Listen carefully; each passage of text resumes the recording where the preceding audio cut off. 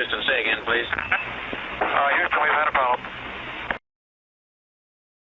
Hey there folks, welcome you all to yet another Friday vlog of mine. Another Friday has caught up with us, people. Yes, it has. Flagons up to you all. If you don't have a small tipple to be joining me with, and it's of an evening or of an afternoon, but never a morning, people. Don't be having it on your cornflakes, then go and grab one of these while we sit and chat about the topic at hand in the gaming world today.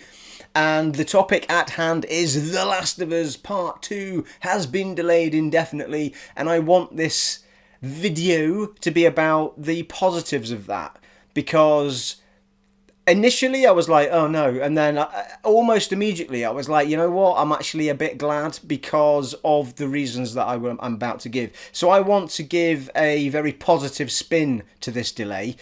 Not because it deserves a positive spin, but simply because I feel that it should have a positive spin. Because, well, for the reasons that I'll give you shortly. And normally anyone who watches this channel will know that I tend to have a bit of a ramble at the beginning of the videos, and then we go into the gaming content. We're going to flip it on its head. We're going to get straight into the topic at hand today. And then I may drift off at the end, people. Talking about all sorts. So anyway, in short, I hope you're all keeping well. Things are a bit crazy out there still. We're all still isolating a lot, but we're going to not talk about a lot of that right now because we'll end up talking about it as part of why this has all happened anyway. So we're going to crack straight into the Last of Us Part 2 delay. I'm going to have a quick sip of this before we get going. So I'm going to start off, but oh, that was good, people. Ooh, I feel like drinking it again.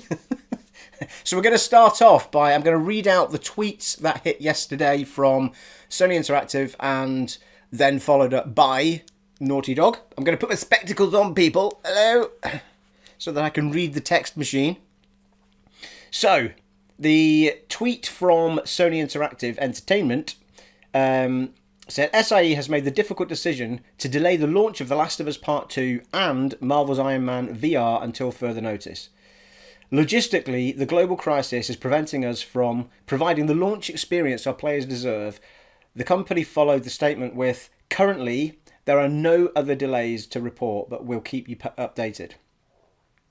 I'm grabbing all of this from IGN's news feed on it. And then it was followed up by Naughty Dog saying, as you've likely just seen, the release of The Last of Us Part 2 has been delayed. We're sure this news is as disappointing to you as it is to us. We wanted to reach out to all of you in our community to give you a little more information. The good news is we're nearly done with the development of The Last of Us Part 2. We are in the midst of fixing our final bugs. However, even with us finishing the game, we were faced with the reality that due to the logistics beyond our control, we couldn't launch The Last of Us Part 2 to our satisfaction. We want to make sure everybody gets to play The Last of Us Part 2 around the same time, ensuring that we're doing everything possible to preserve the best experience for everyone. This meant delaying the game until such a time where we can solve these logistic issues. We were bummed about this decision, but ultimately understood what's best and fair to all of our players. We're hoping that this won't be a long delay, and we'll update you as soon as we have new information to share. We wish you all, your families and your friends the best of health. Thank you for being amazing fans and your continued support. So that was the two tweets that came out yesterday, pretty much back to back. And you have to I mean, I think everybody understands anyway as to why this is happening. And from what we're seeing there and the information we're being given, I think the issue is, but it certainly seems to be that they could quite easily have launched the game probably as a software-only download, but that would have been, in my opinion, the wrong way to go, and I think they feel that too. I think Sony do as well, because you are isolating a massive amount, a great word for now, but you're isolating a huge amount of your fans to suddenly not be able to play that game because they've already pre-ordered it in physical form from somewhere else. And, okay, let's throw the argument out there then that, well, yeah, but what if people just got refunds and then downloaded it? The logistics of that are a nightmare because bear in mind that some people haven't just ordered the game. They've ordered, like, a special edition, the Ellie edition, collector's edition. I'm forgetting all the names. I think collector's edition and early edition. You know, so there's artworks, there's statues, there's all these sorts of things. Now, if you take all of that away, then you know it's not going to be the experience that the fans want. So what I've done, right? I've broken this down into 4 elements effectively that we're going to talk about that I think that have made it a positive thing for me. So firstly, the fan experience. Secondly, the Naughty Dog experience. Thirdly, supporting the game from a Naughty Dog point of view. And also point 4, which is putting people at risk in order to get a game out on time. So let's start at number 1 then. So, and these are 4 key points as to why I think it's a positive thing. The first 2 especially because I think from a gaming perspective, like, so point 1 was fan experience, right? So that's what they're concerned about at the moment. The fan experience has to be everybody's involved when you launch this game. Look, people, we're not talking about Candy Crush 152 here. With all respect to Candy Crush, we're talking about one of the biggest games that we're ever going to see on this planet, The Last of Us Part 2, okay? And this argument stands for a lot of games. Well, I suppose it stands for any, but it stands certainly for the games that we wait the longest for and hope the most from. And The Last of Us Part 2, without any shadow of a doubt, is going to be one of the biggest games we ever see. There's no secret to anyone that watches my channel that The Last of Us is my favourite game of all time. From the story to the gameplay to the performances from the crew and the actors to the whole, like, just the whole experience was just phenomenal. The music, you know, I mean, the graphical content, everything, you know, like, for its time. And then we got a remastered version of it, which was just even more beautiful. And we've already seen what this game is going to give us from a gameplay perspective and to some extent from a story perspective. So visually and acting and music, it's all coming back to us, people. And we've been waiting a long time for this game.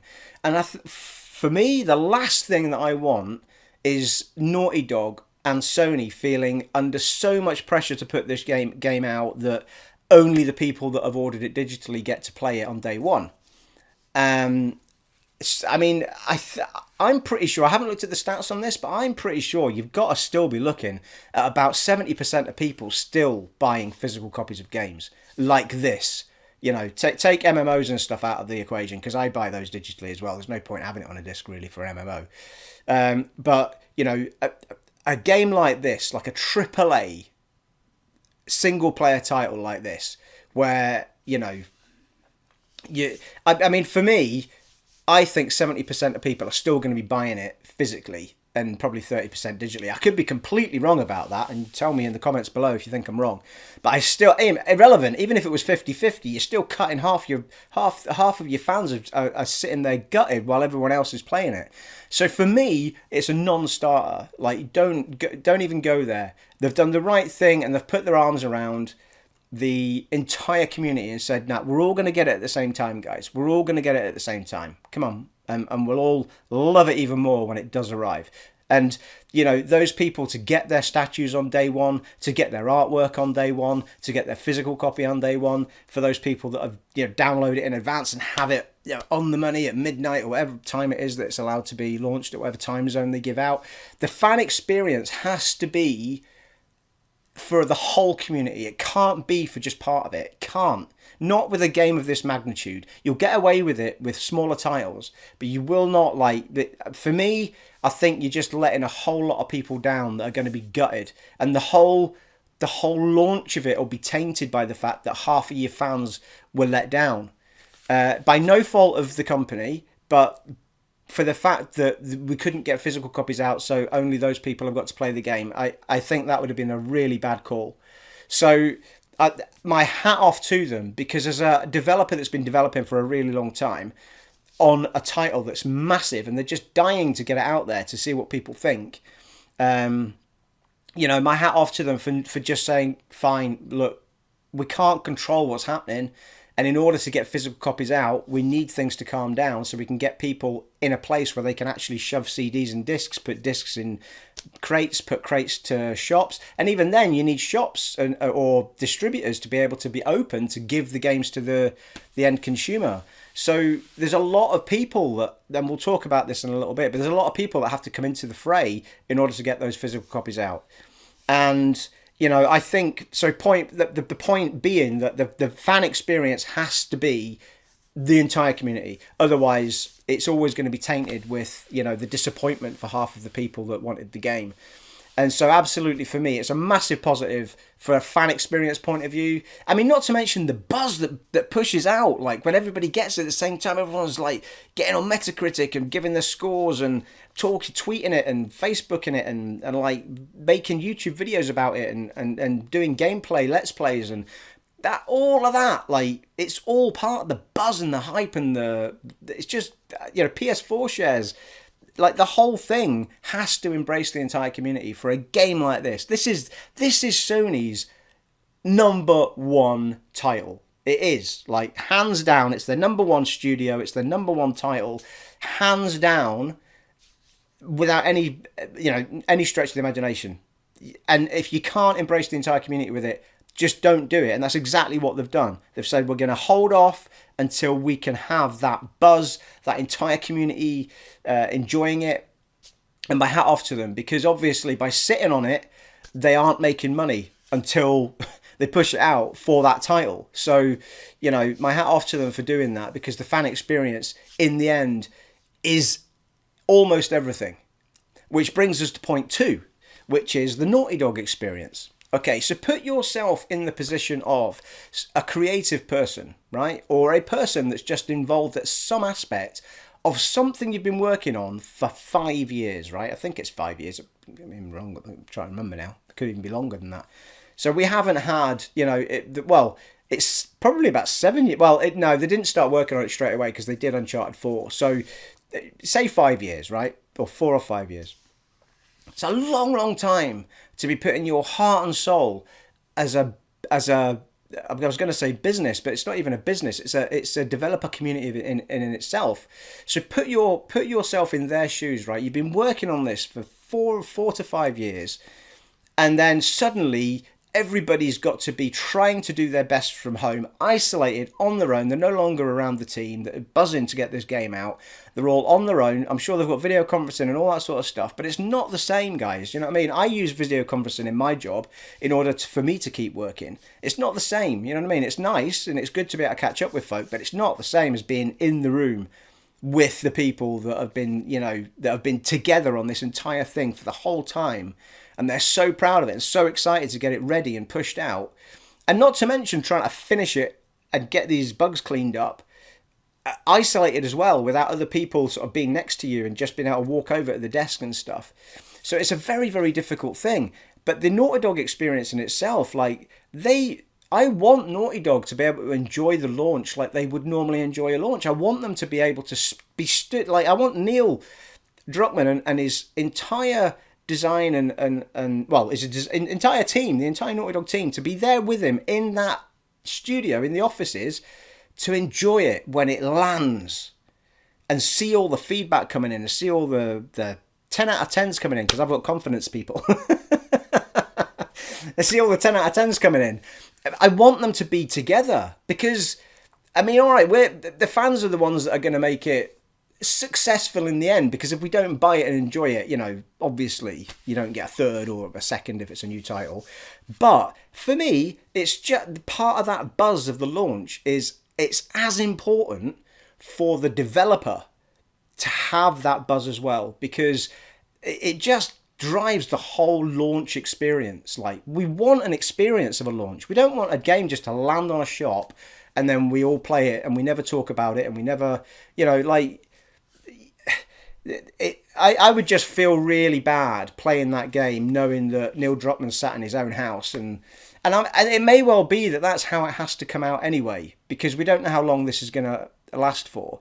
But I would prefer, and it probably won't happen, but I would prefer now for this game, and even Ghost of Tsushima, to say, do you know what? We're going to be launch titles for the PS5. We're going to be coming out when the PS5 comes out, and we're going to start focusing on that, okay, we've finished the bugs now, we're ready to rumble, we know it works on the PS4, let's focus on the PS5 version, the ubered up version for the PS5 on both of those games, and let's focus on that, and we're going to have both ready to land on the launch day. Can you imagine the launch day of a PS5? You've got The Last of Us Part 2, you've got Ghost of Tsushima, possibly, I don't know, Horizon Zero Dawn 2, if that's what's going to be the launch title, or Spider-Man 2. Personally, I think it's a bit soon for Spider-Man 2. I've been more inclined to think it's Horizon Zero Dawn 2, but it's a wild stab in the dark, people.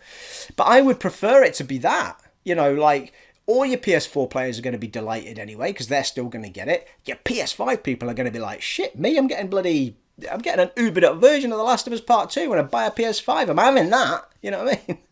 And Ghost of Tsushima. I mean, spoilers rotten, land it on us in one day. I mean, that would be amazing. You would literally blow Xbox out of the water. And I love Xbox. You know, anyone who watches the channel knows I love both consoles. But you would blow them out of the water. I mean, what? Like, if you had 3 titles like that against Halo Infinite, which it's going to be a great game, don't get me wrong, but that's probably the biggest thing they're going to have on day one, I would think. I can't see them landing anything other than that's too major, because they're going to want to put a massive emphasis on Halo Infinite, which looks amazing, by the way. So, you know, I mean, for me, that's what I would do. I mean, because I think realistically, I don't think this problem's going away in 1 to 2 months. So I think we're going to be looking at around. I mean, they would probably launch around the same times as they did last year. So we're looking at October, November, right? So Xbox and PlayStation 5 probably doing that at the same time. If we can get everything back on track with factories and component parts and building the product in hand and packing discs, which seems to be part of the problem at the minute, I would be inclined to go with that, because imagine that fan experience and the developer experience. Like, imagine the buzz around all of that. I mean, I suppose to some extent it takes a little bit of the not for us, not for fans. I'm just thinking as a studio, you know, does it take a little bit of the buzz away that 3 of your major titles are launching on day one of an exclusive? I mean, from a fan's perspective, it doesn't take away from it at all. From a business perspective and a developer perspective, it kind of takes a focus away from you, I suppose, because people are focusing in on, you know, 3 other games. If anything, it's probably unfair to the other 2 titles I mentioned. I mean, Last of Us Part 2 is always going to be the top dog there, but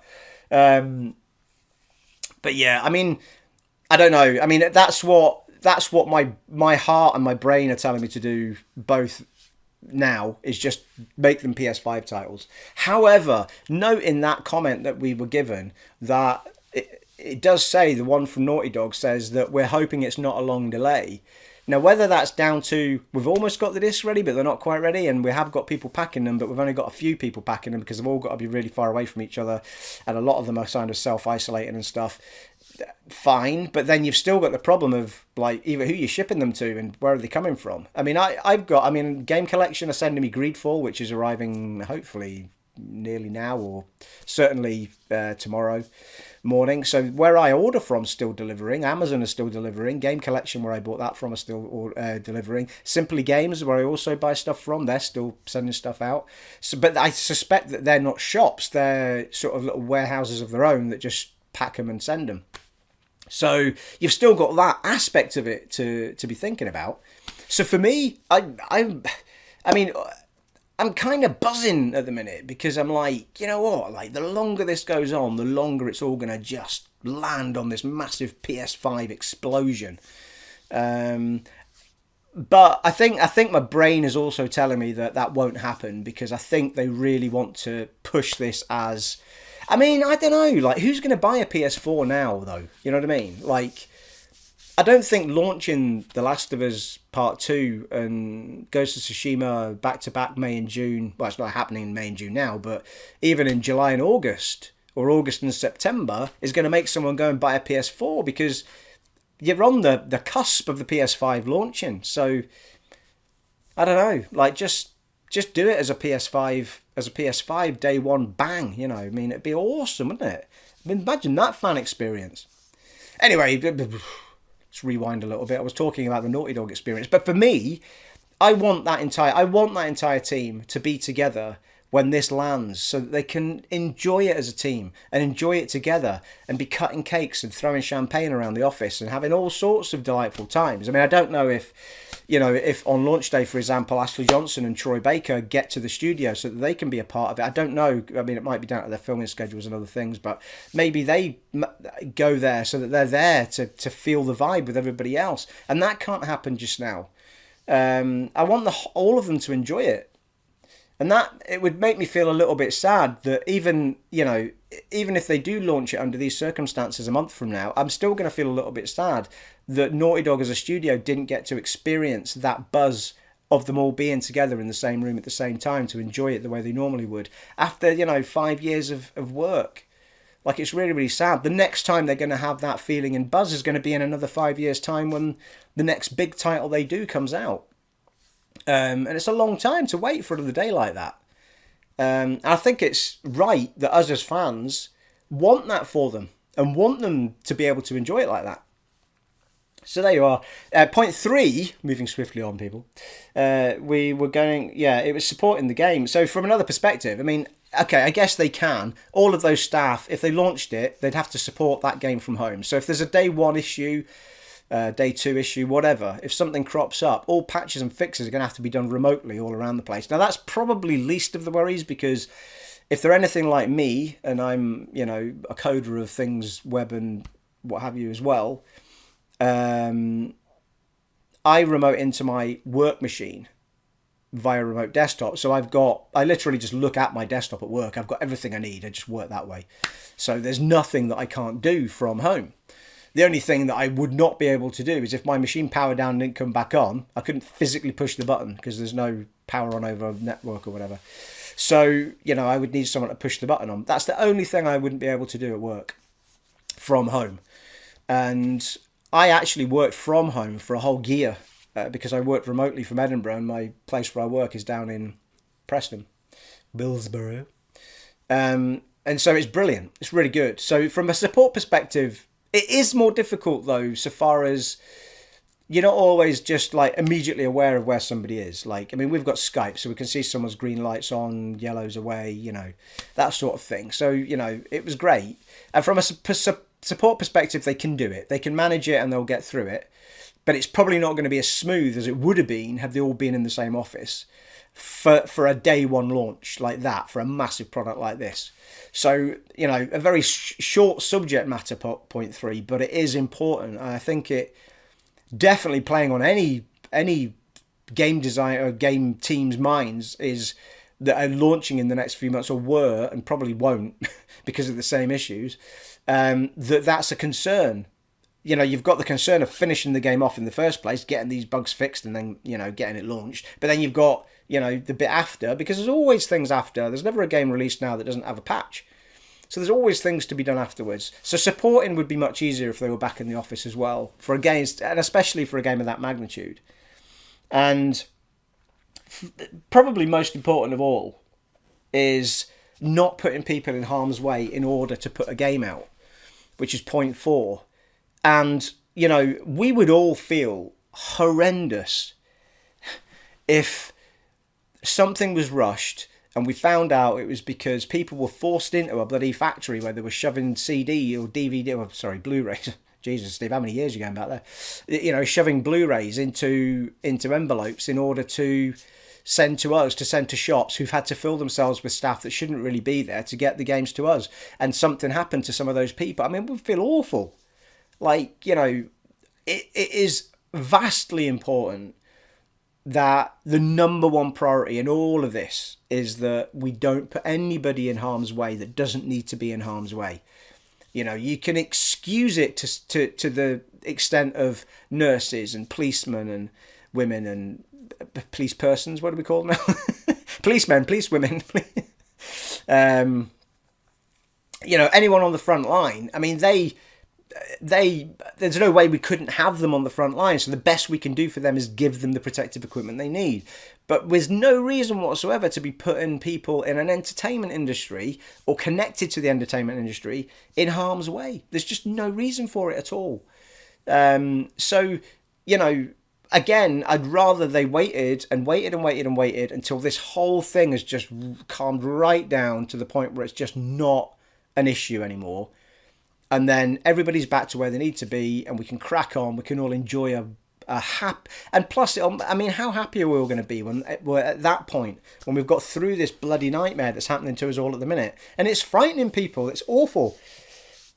You know, I think that, like, the last couple, I said to somebody today, like, the last couple of weeks, although I had to isolate for a week, to be fair, but even the week before that and this week are totally different when you see people. You can see people struggling now. Like at the beginning of this, it was all like when you did go out for your day's exercise or whatever, people were smiling and nodding and woo, you know. And even in the shops, the staff were stressed, but they were still all right. But you're starting to see it now affecting people because we're social creatures. People, we're human beings. Like by nature, we are social people. I know I'm touching my face, but I'm in my own house and I don't live with anyone else, and I wash my hands. The apocalypse beard is coming along nicely, people.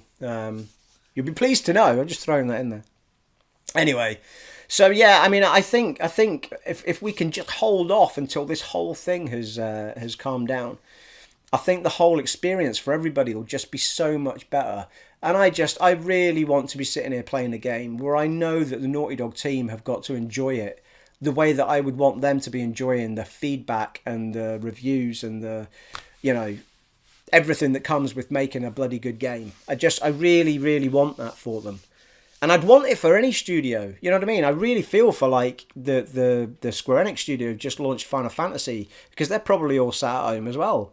You know, it's sad. Like, I mean, great, you got the game pushed out, and from a financial perspective, fantastic. You know, great, good for you.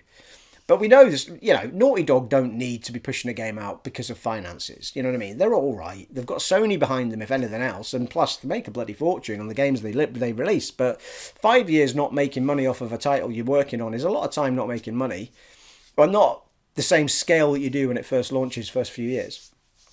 So I feel for any studio that's got the same issue. And I'm starting to feel like now that this has happened, we don't know what's going to happen with Ghost of Tsushima yet.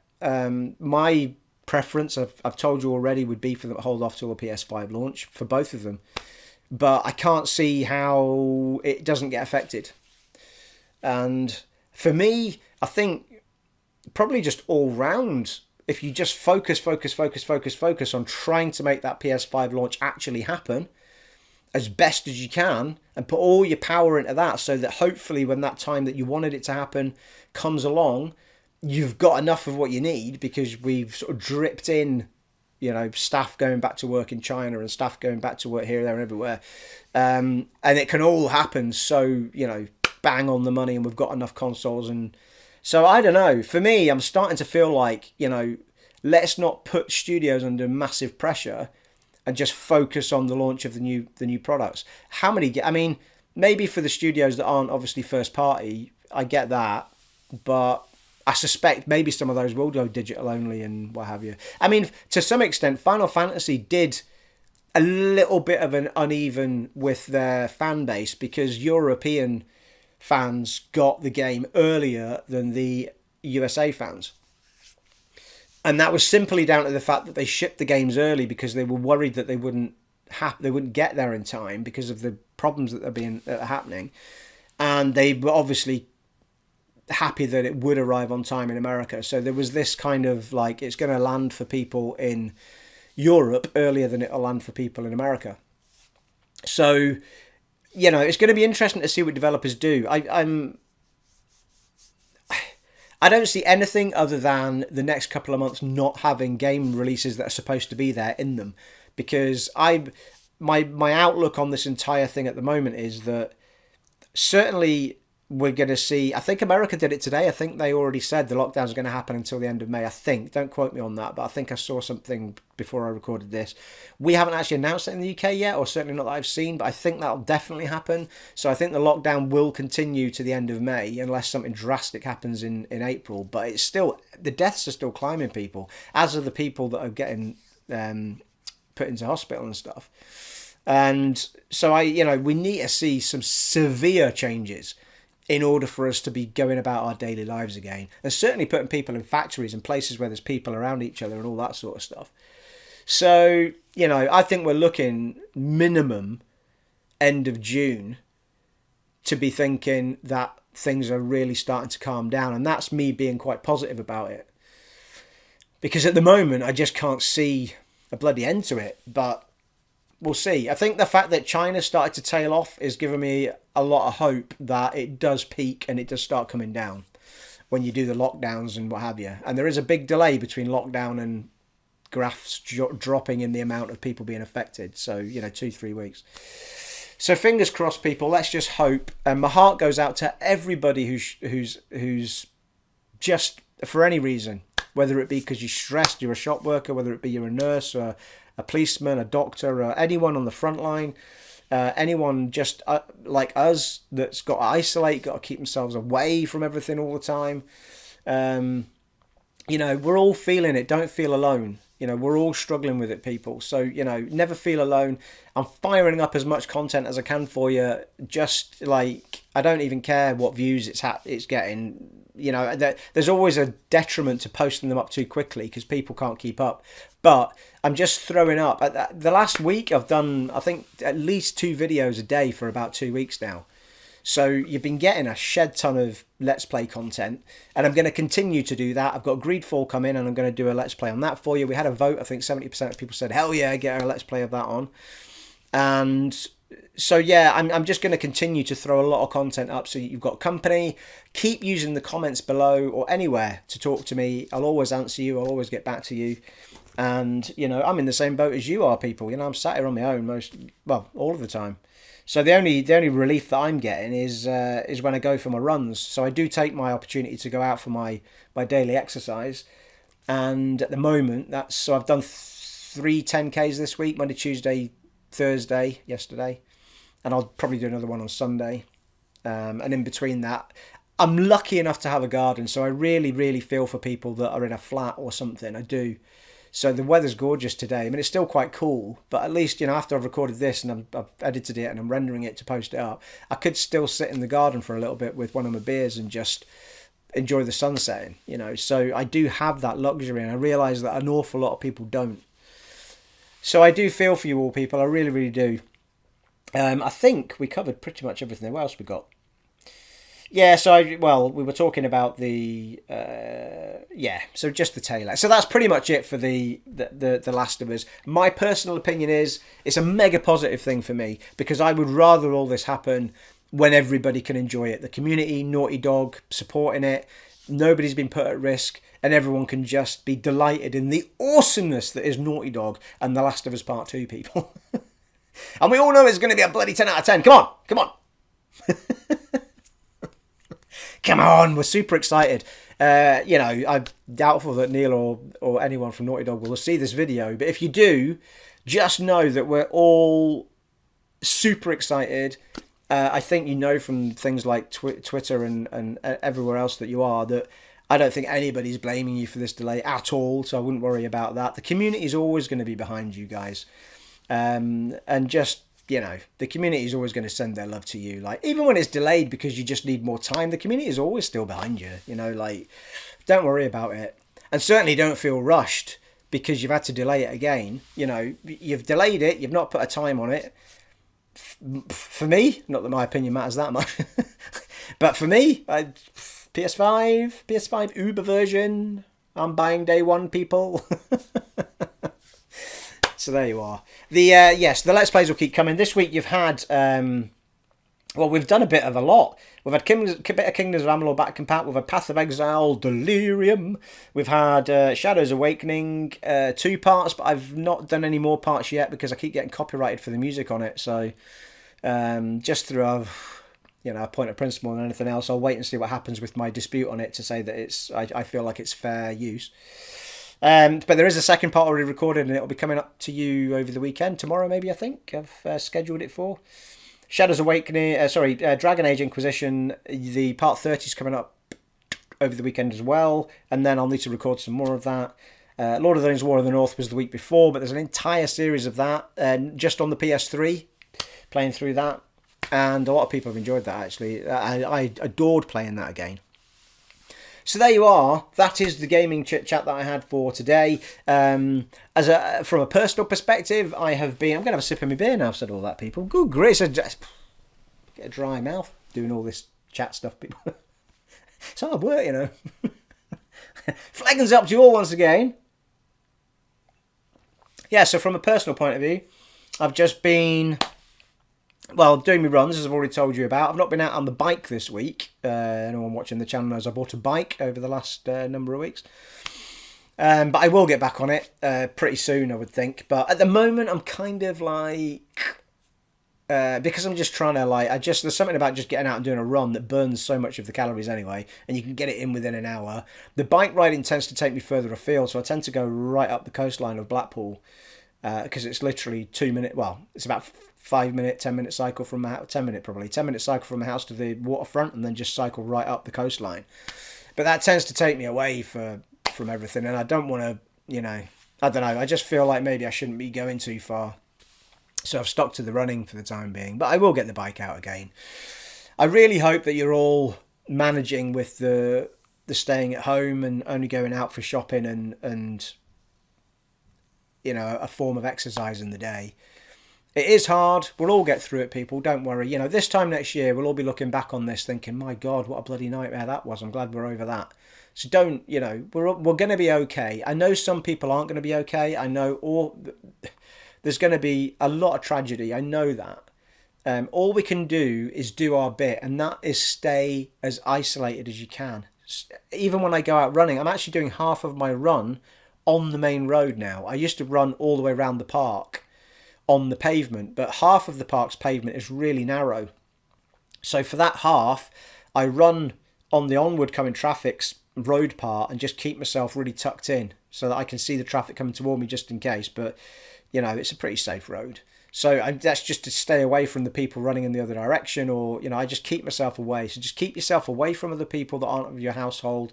Just, only go out for your one bit of exercise. Keep yourself isolated. Keep yourself busy. Find something fun to watch like this, if you find this fun.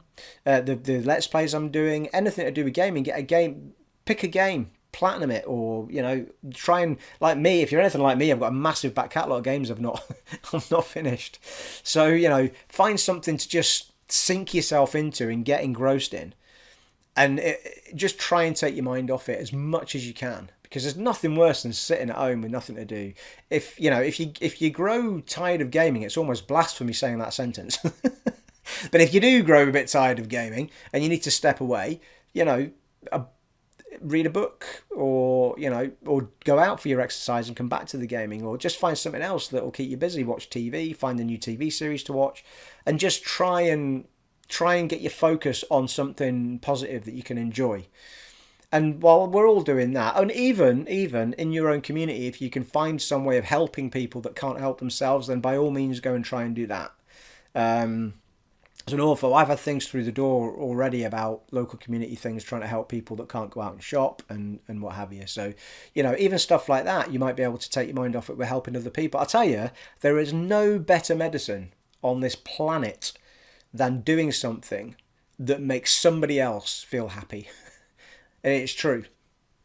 Most of us spend our lives thinking, I'm going to save up and buy myself this. I'm going to get that. It's going to make me really happy. And I tell you, the happiest you'll ever feel is when you've done something for somebody else and made them feel happy, without any shadow of a doubt. So, if you can find some way of helping people, or, making someone else's day better and staying safe at the same time, then maybe that's something you can look at as well. But in the meantime, I shall keep throwing up as much content as I can. That's what I'm trying to do to help in this particular situation. I would never normally record the amount I'm recording right now. I would normally post a video up a day and see how it goes. Post it. At the moment, I don't care how it goes. I don't care. I'm just going to keep firing the content up for you guys to see, to keep you company while you're playing your. I know a lot of people watch these Let's Plays while they're, they have them on in the background while they're playing the same game, or whatever. So I'm going to keep firing up as much content as I can, and I'm trying to appease as many people as I can from the games they want to see, which is why I've posted up 4 or 5 different games over the last couple of weeks, and I'll keep bouncing between them. I'm really enjoying getting back into Path of Exile, by the way. I've gone as the Marauder this time, so it's the full physical, double bloody handed sledgehammer jobber. That's its official name. So there you are. Right, I think I've rambled on long enough. I'm going to have another sip of this.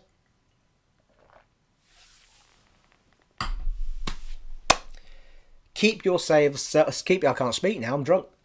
Keep yourselves safe and well, and isolated as much as you can. And I will come back to you with another one of these at least next Friday.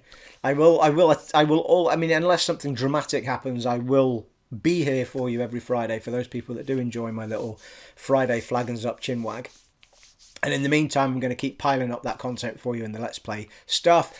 As I always say, people, don't be shy in the comments. Loads of you have been chatting to me this week. It's been brilliant. And keep doing that. Keep leaving comments anywhere you like. And I will chat to you and I'll feed back to you. I'll get back to you on whatever you've said.